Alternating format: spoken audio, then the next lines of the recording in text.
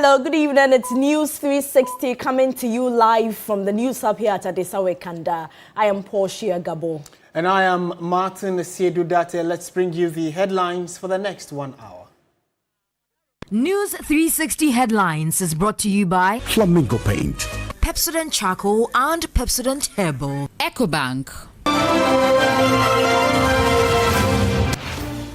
Health workers in Sola in the Savannah region desert post due to communal violence.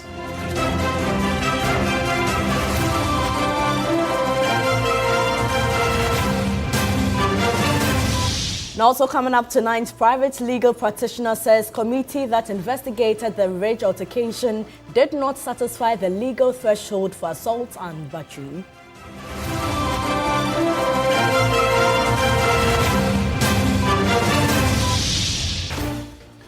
And later in the bulletin, former United Nations advisor on governance, Professor Bafo Agyemangua, endorses calls for by-elections to be scrapped.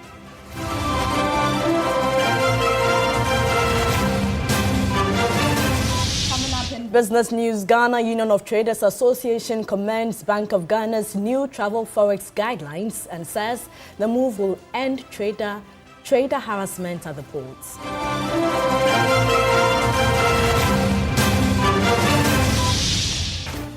And on the international front, 3 dead and 17 injured in shooting incident in the United States of America.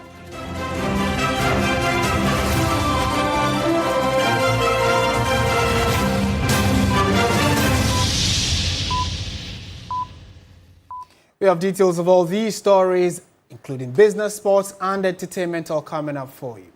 We begin from the Savannah region, where the Minister for the Interior, on the advice of the National Security Council and by executive instruments, has imposed a curfew on Sola Tuna Kalba Township and its environs in the Savannah region.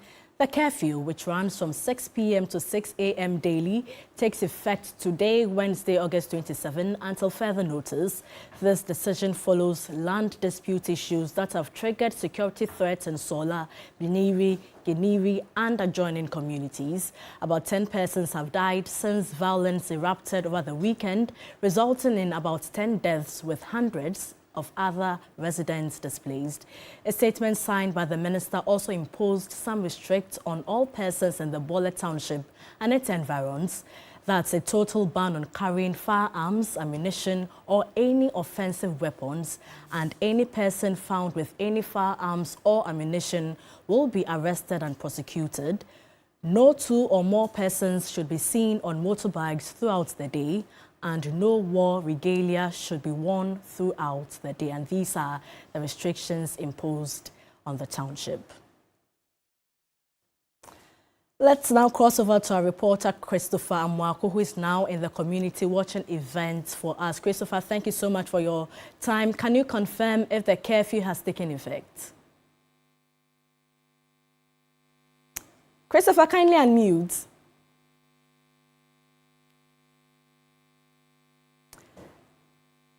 Christopher, we can hardly hear you. Kindly unmute and give us update on the situation over there.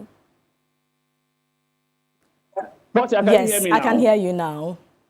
Okay, so I can confirm to you that the curfew has taken effect. The residents are complying with the curfew directives, and as we speak, security operatives are in the Sola and Bole townships, ensuring that people comply with the curfew directives. Portia.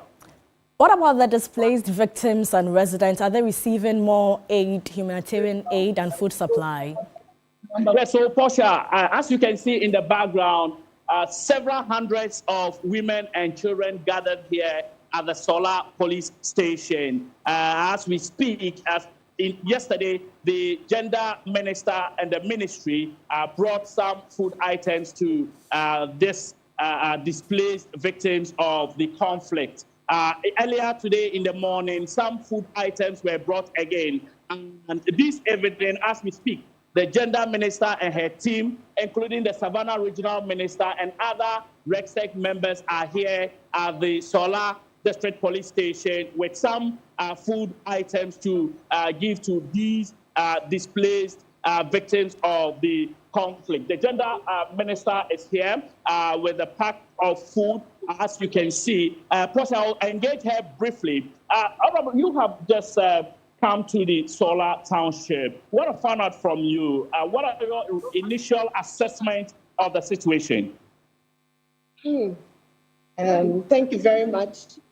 I want to thank every person who has held the fort for all this while, who has been with the people, who has been serving the people. In fact, this was not anticipated. And so the response time of most of the institutions is a bit delayed. But thankfully, because of the decentralized nature of the ministry, and then the regional minister, and then the district officers, MC and the rest, we were able to, communicate to get some support to them, I think, since yesterday. Today, you see that it's in the night, it's a bit delayed because we didn't prepare for this, especially feeding in the morning and feeding in the evening. And so from tomorrow, we'll put in more structured program to ensure that the people here don't become more vulnerable than the situation is now. Honorable, one critical thing we should be talking about is their health. Any arrangements for these people gathered here? Okay, so thank you very much. If you heard me address them, first of all, we needed to identify the pregnant women amongst them, and then people with other health conditions that need some support. So once we know where they are, I've asked NADMO to get us all the data that we need. We'll be able to meet and address their situation as such. I'm talking to the Ministry of Health to get us some basic first aid to the camp, so that anybody, Red Cross is here. I've asked them that anybody who feels unwell in any part of the body, they should contact Red Cross, so that when this comes, any medical facility that comes here will be able to, meet their health needs, especially the pregnant and lactating mothers and people with other health conditions. The other thing is to see to the hygiene of the place. The place needs to be hygienic enough, because if there should be, God forbid, an outbreak, we are going to have another form of disaster which we don't want to have. And so we met before we came to this place. We had a debriefing, the gender ministry with the regional minister and then the MC.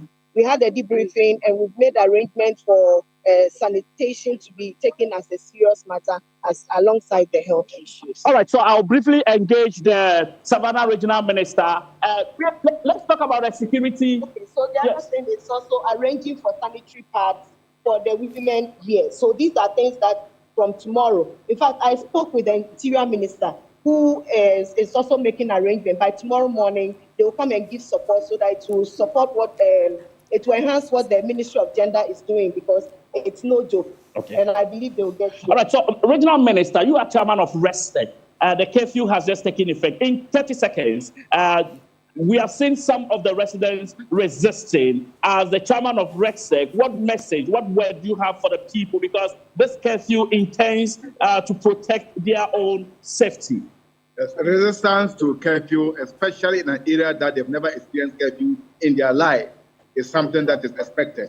But it is the early stage, and we are speaking to them, and we are hoping and praying that they comply. In fact, the curfew terms are quite straightforward.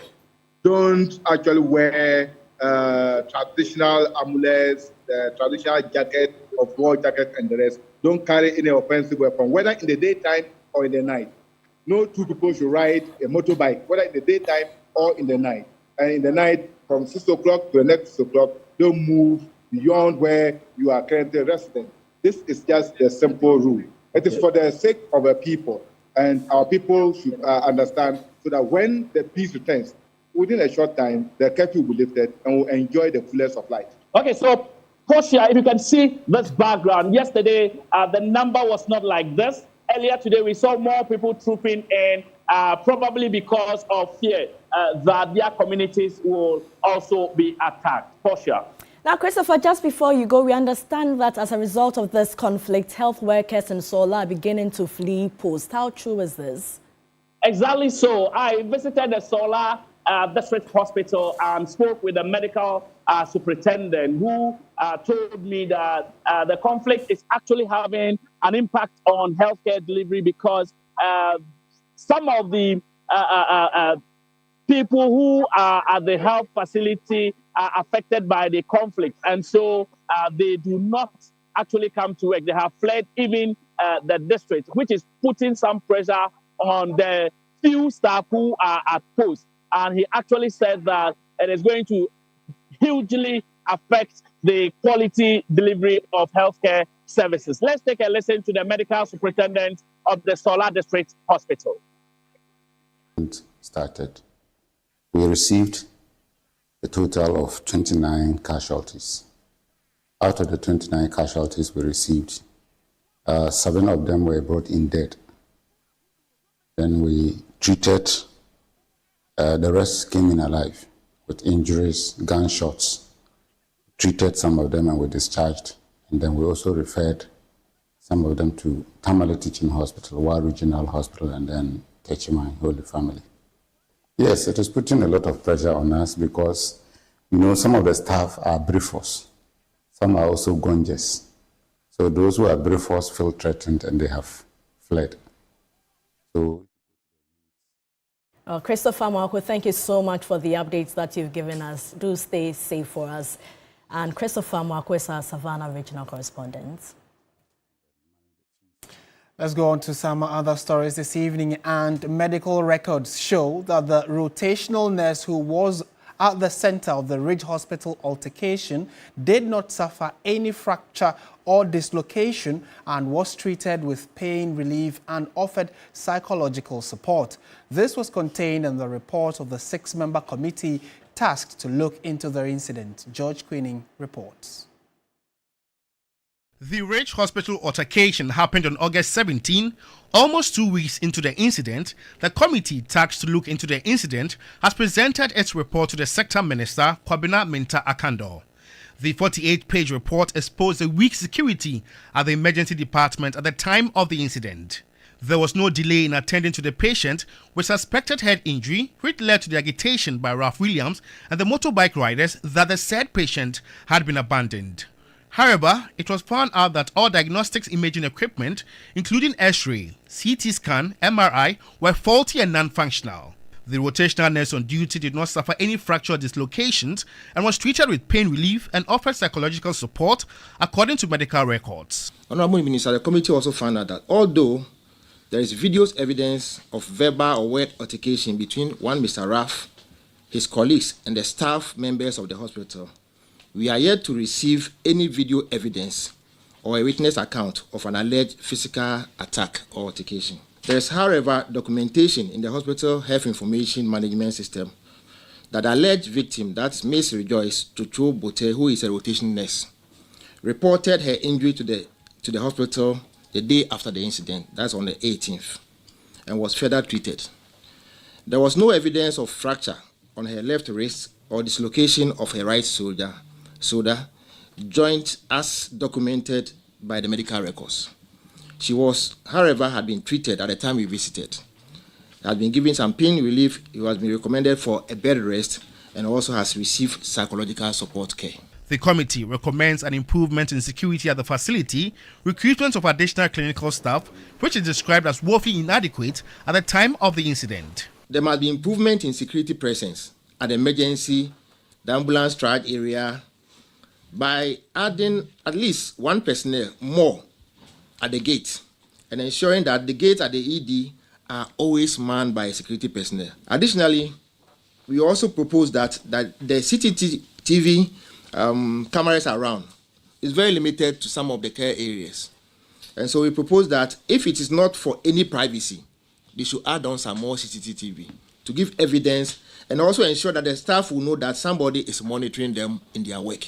Minister of Health Kwabena Minta Akando said among the recommendations, of which some are in progress, beefing security at the hospital will be implemented before Monday, September 1. As for time frame of starting work on it, I can give you, but as to the completion of when that will be finally completed, that will be another thing. As for especially the emergency issue about security, I can assure you by Monday, from here, I'm just going to give instructions for some of these things In fact, the truth of the matter is that the very day we visited the hospital, which of course I was accused of greeting somebody, that very day I gave that instruction that they should look at the internal security. And I had the opportunity to also speak to the police. So some of these things have already started and they are in motion. In a bid to improve Ghana's health system, the committee expects government to provide avenues for continuous engagement and sensitization of the public on how facilities operate, especially in relation to emergency response to care. George Quenin, TV3 News, Ministry of Health, Accra. Right, we're staying on this subject, and we've been joined by private legal practitioner Christian Hesse. Mom, a very good evening to you, sir. Thank you for joining us. Right, so if you can hear me, kindly unmute so we can hear you as well. And while you're at that, we are told that you have claimed that the committee that investigated the altercation did not satisfy the legal threshold of assault and battery. What exactly is informing this position that you have shared, sir?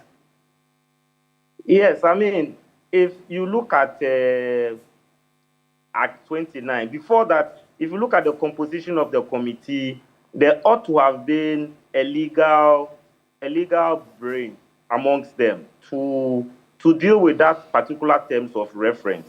That had to do with whether or not the allegation of assault can be upheld. But indeed, their conclusion does not necessarily deal with the issue of assault. Now, whether or not there was a fracture was determined or not, it's not necessarily the point.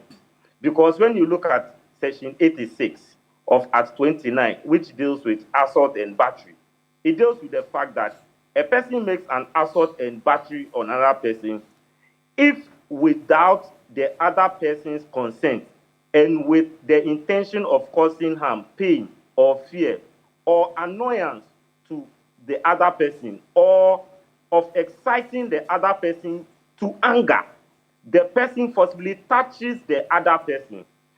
They are able to establish, or they have established, that indeed the lady was treated and further recommended to have a bed rest. That treatment alone meant that there was an unlawful touch which caused all these elements that I have mentioned. So that if there was a legal member as part of the committee, that part would have been dealt with in a legal conclusion. So that alone, they generally dealt with what we call adverse error. And adverse error in medical practice, medical law practice, deals with managerial errors that can lead to the cause of medical negligence. Right. So including manpower shortage or human resource shortage, incidents of lack of security, lack of managerial decisions to take necessary managerial steps that would sustain healthcare delivery. And where any injury caused can be traceable to such managerial errors is what we call adverse events in clinical errors under medical negligence. So that aspect is dealt with, but the assault and battery part, that convicts under Section 86 of Act 29 has not been dealt with at all. That is why her case in court would prove that. So, I mean, two things I'm picking from your submission, which is, one, assault is somewhat difficult to explain physically, because I think many would have thought that assault would mean maybe some physical, evidence to show that either the person was hit or has a certain evidence on their body. But you are saying that assault, per the definition of the law, could be even psychological, which will be difficult to prove. Is that the case? Yes, assault involves, with assault, you don't necessarily need to touch the person. So it is an unlawful apprehension of force. But with battery, there is touch. With battery, there is touch. Right. So you can flick your hand unlawfully in the face of somebody and cause that person an unlawful apprehension. That is assault. Right. So because they lack a legal member as part of the committee, that is why they were unable to do justice with their conclusions. But the other parts of it, like I said, satisfies issues when we are dealing with clinical errors. Okay. And that comes under what we call adverse events in medical negligence. Those are managerial things that can lead to harm. And when that harm caused and it doesn't go according to the standard of care required, and there's a deviation, then we say there's medical negligence, which came about as a result of adverse event or a clinical error, which is relatable to management. But when it comes to assault, the committee was not able to conclude on the legal requirements. So to let the general public know whether assault was occasioned or not.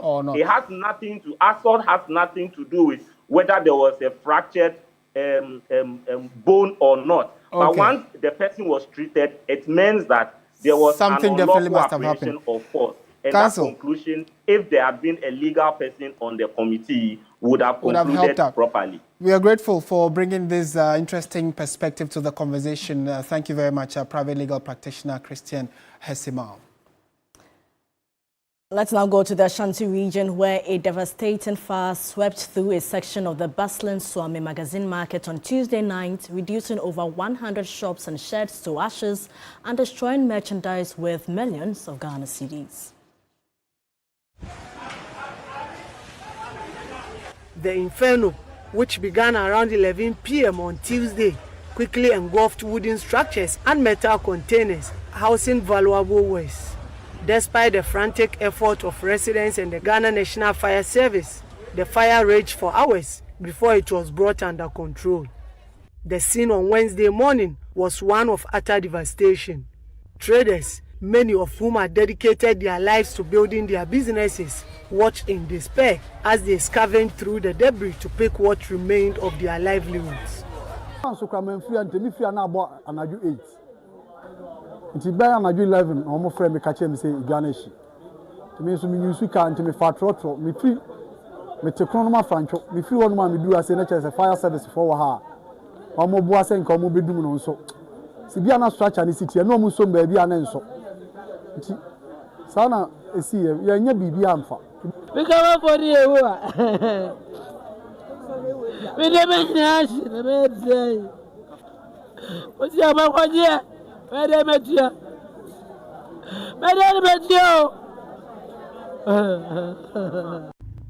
cause of the fire is not yet known, but preliminary suggestions from some witnesses point to a possible electrical fault from one of the shops. Ashanti Regional Fire Commander, ACFO Peter Tete, confirmed the scale of destruction. The fire spread very rapidly. And what they saw was a lot of explosions from gas cylinders. The sheds here are 192, and then the stores are made up of 25. At least those these were actually involved in the fire. Very difficult to get access. And you know, where the fire has been parked on the road, you have to lay a lot of hoses before you get inside, which makes it firefighting very difficult. The National Disaster Management Organization is conducting an assessment to determine the estimated cost of damages. As the traders grapple with their monumental losses, calls are growing for immediate government intervention and support. For now, hundreds of traders face an uncertain future. Their dreams and investments turn to ashes in a single night. Ibrahim Abubakar, TV3 News, Kumasi. Stay in the Ashanti region, where government has presented an amount of 100,000 Ghana cedis and some relief items to the Suame Market fire victims. Announcing the support package to the victims, the Ashanti Regional Minister, Dr. Frank Amwakohene, also assured the traders of government's commitment to assist in the rebuilding of the market. He, however, pleaded with the traders not to rush and erect structures haphazardly, as was done in previous years.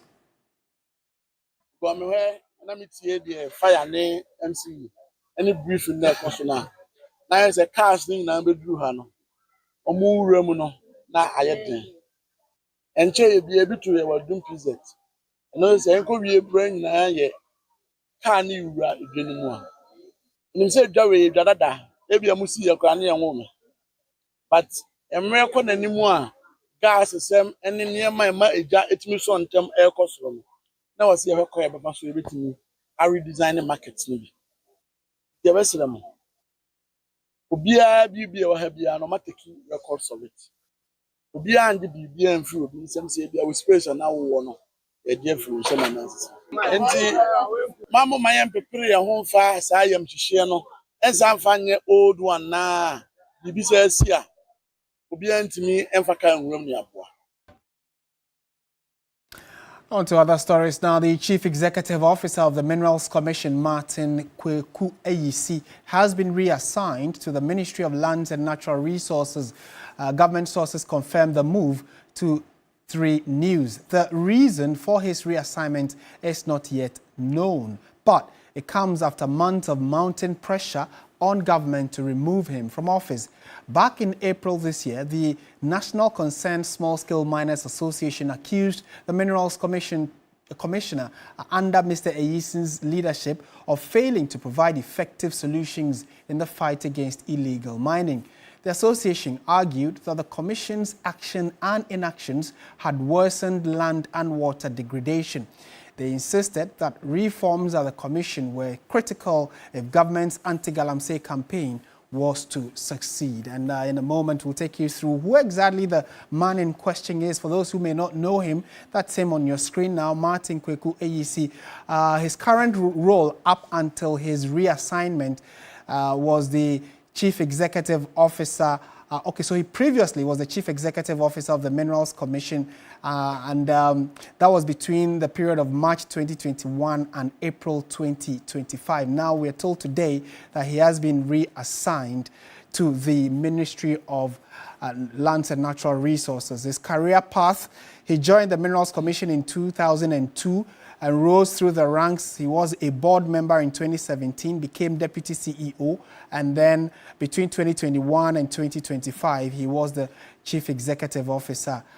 Again, he has over 20 years experience, and then his experience covers mining law and policy, petroleum law, and international environmental law.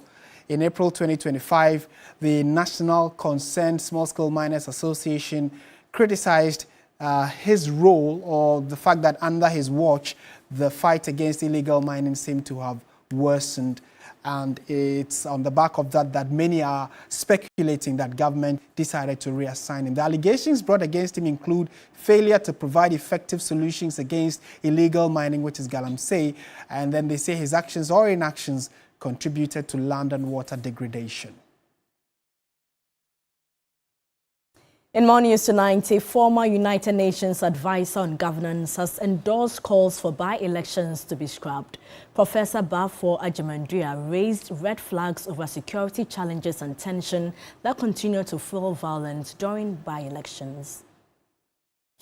Look at the tension and the amount of money you have to spend on security. And in the end, when you elect the person, what difference does it make anyway? So my argument is that, yes, it's a constitutional requirement, but fortunately, we're in the process of reviewing the Constitution, and this should be one of the issues you bring. My humble proposal would be that, look, when a party wins a constituency, we have to acknowledge it is for 4 years, as we have.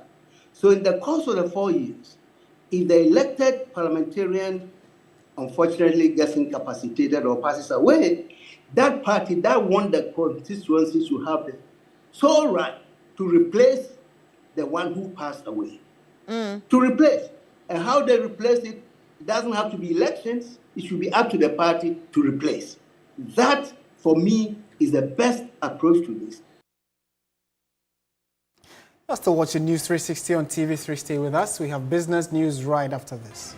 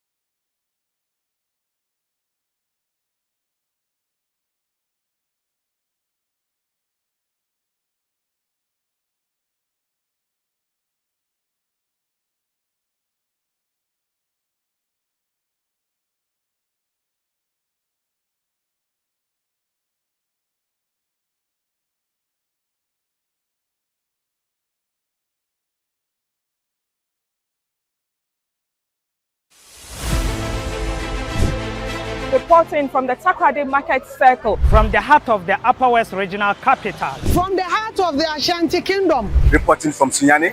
From the Central Business District of Navrongo. The parliamentarians are on recess. This is where it all unfolds. The moments that potentially alters the course of our nation and the world. These are the individuals we recognize, the voices we amplify, who appears on screen and who contributes behind the scenes. With professionalism at our core, we bring you news you can trust. Impact journalism that makes a difference. This illustrates how diverse perspectives enhance our strength and reinforces our mission. This is 3 News.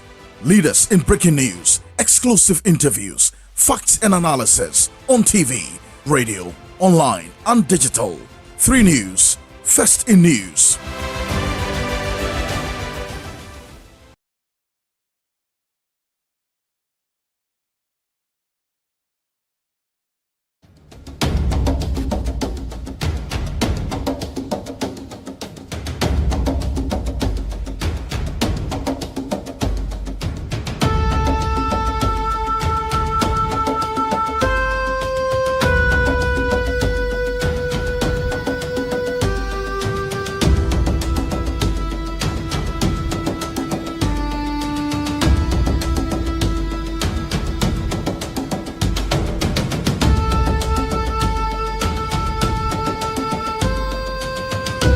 Associations Guta has welcomed the Bank of Ghana's latest directive on traveling with foreign currency, describing it as a step towards ending the harassment of traders at ports and borders. Earlier today, the central bank announced amendments to its guidelines on the import and export of foreign currency aimed at strengthening anti-money laundering measures. The Bank of Ghana has issued new travel guidelines under Ghana's foreign exchange and anti-money laundering laws. Travelers may carry up to $10,000 without declaration. Amounts above that must be declared using official forms, with outbound travelers carrying over $50,000 required to provide supporting documents. The central bank warns that undeclared or falsely declared funds may be seized, with offenders facing fines or prosecution. Currency sent by mail or cargo will also be confiscated. Speaking to 3 Business, Guta President Joseph Obing commended the central bank for its efforts to streamline forex regulations and protect traders. It's going to help us a lot because in this particular instance, nobody is going to harass you that you are traveling with more than $10,000 as it has been happening, and then people are being extorted left, right, and center.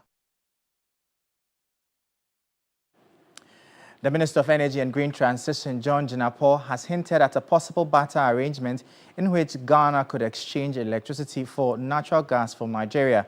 Ghana has long relied on Nigerian gas to power its thermal plants, but the relationship has been strained in recent years due to payment delays.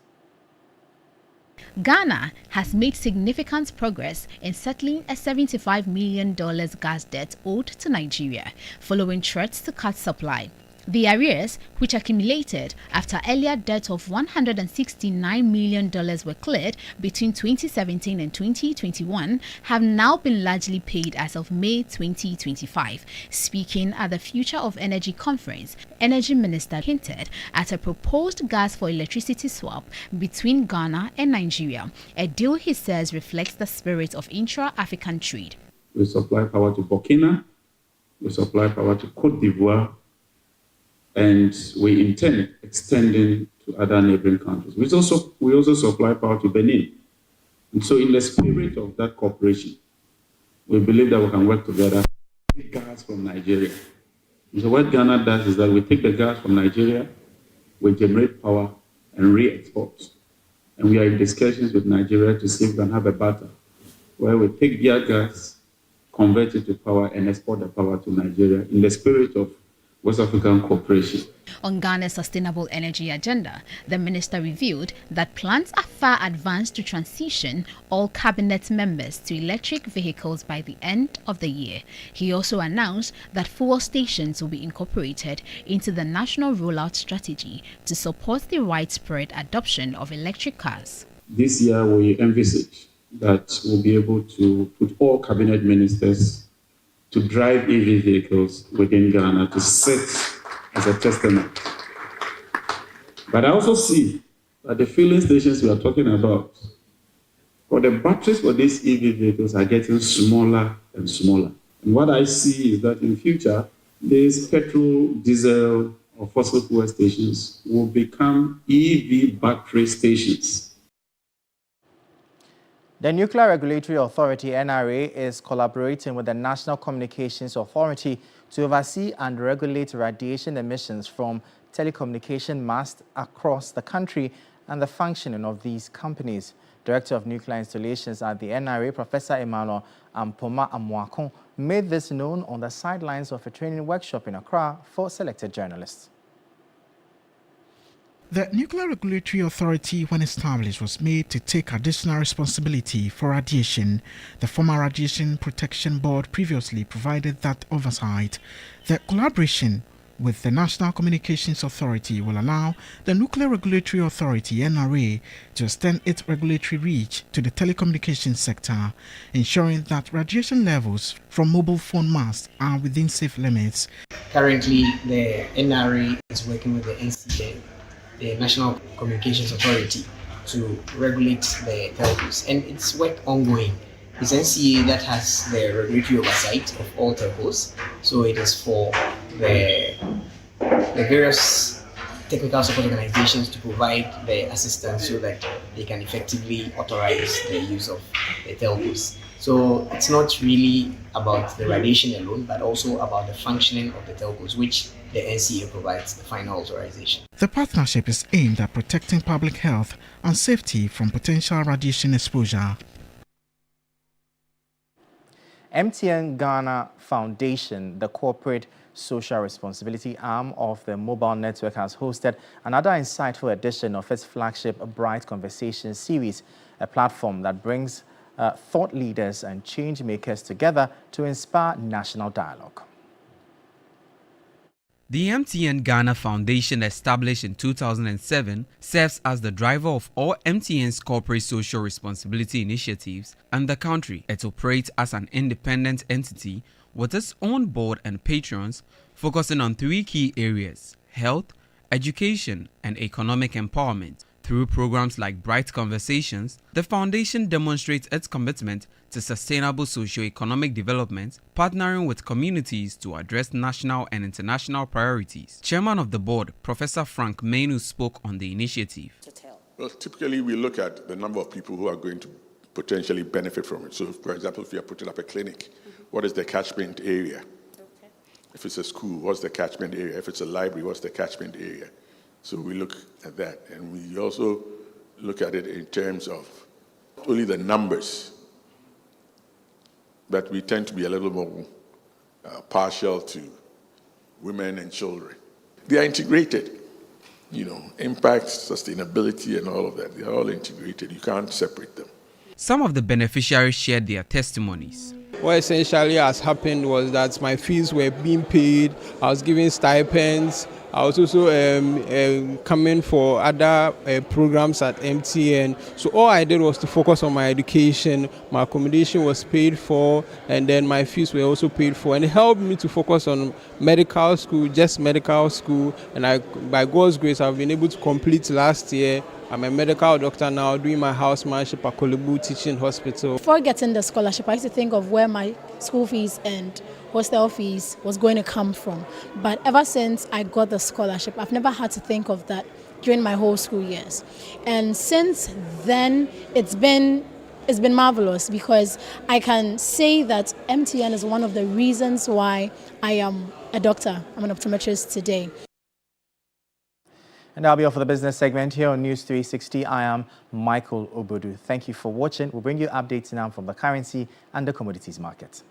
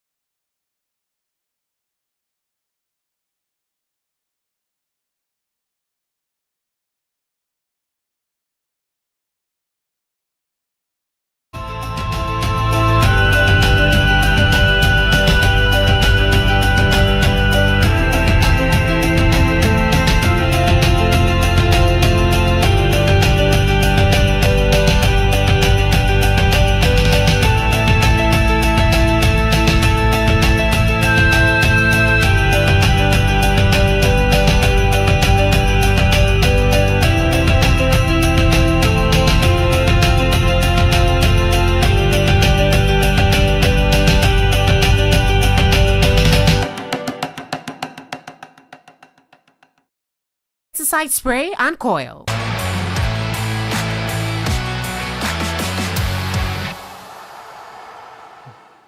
Hello, good evening, and welcome to the sports segment here on News 360 with me, Oreku Ampofo. We start off from the Black Stars, where head coach Otto has announced his 24-man squad for Ghana's crucial 2026 FIFA World Cup qualifiers against Mali and Chad, with the team aiming to consolidate their place at the top of Group I. There's more in the following report. List blends experienced names such as Thomas Partey, Mohamed Kudus, Jordan Ayew, Gideon Mensah, Antoine Semenyo, and Inaki Williams sees the likes of Majid Ashimeru, Razak Simpson, Ebenezer Annan, Lawrence Jekum, Brendan Thomas Asante, and Kingsley Schindler, who have been regulars in the national team this year, drop out, as Caleb Irenchi and Christopher Bonsuba retain their place after an impressive Unity Cup. Ourselves, we believe that the best thing to do at this point is not to think about the other games. We will take the game. We have to fight for the points. We have to leave sweat on the pitch, and that's what the technical team is focused on doing. At the end of these two matches, we want to grab the maximum points, and that will definitely make our qualification much easier. And then in October, we'll wrap it up against Central African Republic and Comoros. To some more were eligible to play for Ghana and Germany, Union Berlin defender Derek Cohn has opted to play for the Black Stars. The 26-year-old was handed his debut call-up by Otto Addo ahead of Ghana's doubleheader against Chad and Mali in the World Cup qualifiers. Here's all you need to know about Ghana's new left-back. Derek Cohn is the newest face in the Black Star squad. Born in Hamburg, Germany, to Ghanaian parents, the 26-year-old left-back has built a solid career in Europe before answering the call to represent Ghana. The Ghana Football Association say they had been monitoring him for a while, but the switching process took time. Cohn came through the youth systems at Hamburger SV and Bayern Munich. From there, he moved to Willem in the Netherlands, where he became known for his pace and attacking intent down the left wing. In 2021, he joined Hannover 96 in the German second division.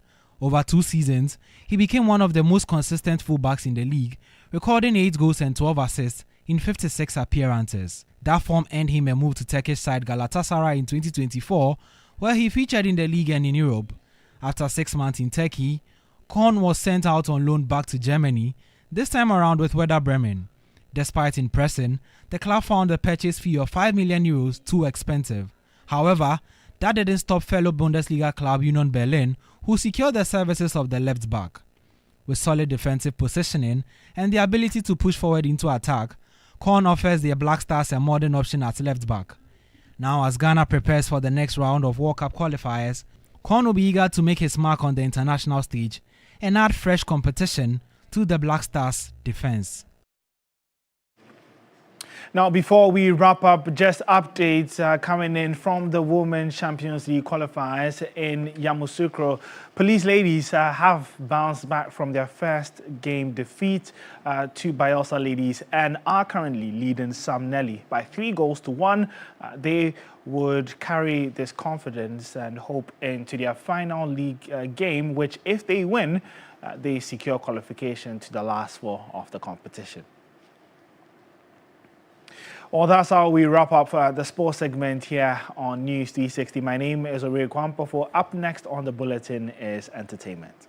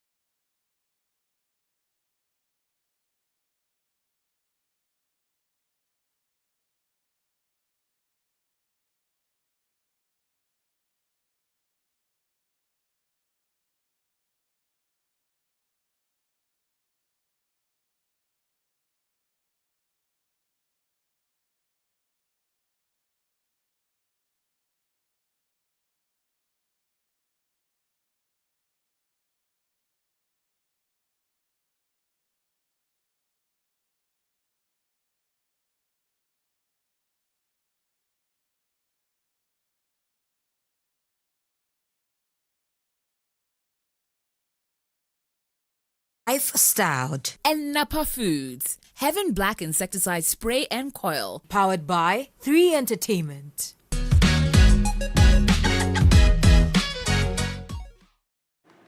Well, good evening and welcome to the entertainment news segment here on News360.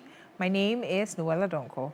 Now, Ghanaian actor and theatre practitioner Andrew Tando has expressed concern that today's generation of storytellers are not being exposed to the right materials needed to produce stories that truly reflect African values, culture, and traditions. Now, speaking on the afternoon show, he emphasized that storytelling is not only an art form, but also a powerful means of preserving history and heritage.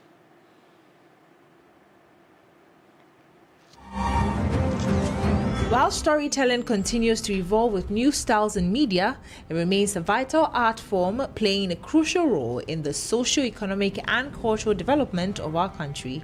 However, many find it worrying that some writers and creatives have lost touch with telling the authentic African story. Ghanaian actor and theatre practitioner Andrew Tando has expressed concerns that today's generation of storytellers are not being exposed to the right materials needed to produce stories that truly reflect African values, culture, and traditions. We even need to look beyond the entertainment space, because what are we training the children who are coming up on? Who are their heroes? Who are the people they look up to? There's an anime community in Ghana. People who are huge fans of anime like that. Can we say we've told our stories? We've pushed our heroes. We've even created our own heroes and pushed it ourselves with pride to the extent that they have infected. Is there a Ghanaian hero community in Japan? The future storytellers are in the schools now, and they are not being fed the material that will sow the seeds of the next generation of storytellers. So there are no heroes, there are no icons that we have that have our cultures and traditions imbibed in them that they can use to train the next generation. Speaking on the afternoon show, Andrew emphasized that storytelling is more than just a form of entertainment. It is a bridge between generations, preserving cultural practices and fostering a deeper connection to our roots. To amplify Africa's indigenous knowledge systems and showcase the richness and complexity of African identity, guests on the show agreed that we must be more intentional and deliberate in how we tell our stories if we are to preserve our heritage and traditions. We will have to be intentional about it. Sure. It is not like by accident. Someone needs to be intentional about it and push from all angles, like you said, not just entertainment, everywhere. In fact, it starts from our school.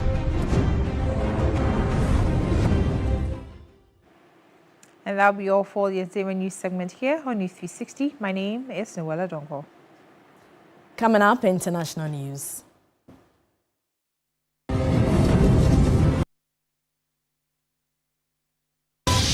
A black-clad gunman killed 2 children and wounded 17 other people when he opened fire on a morning mass at a Minneapolis Catholic school, authorities said.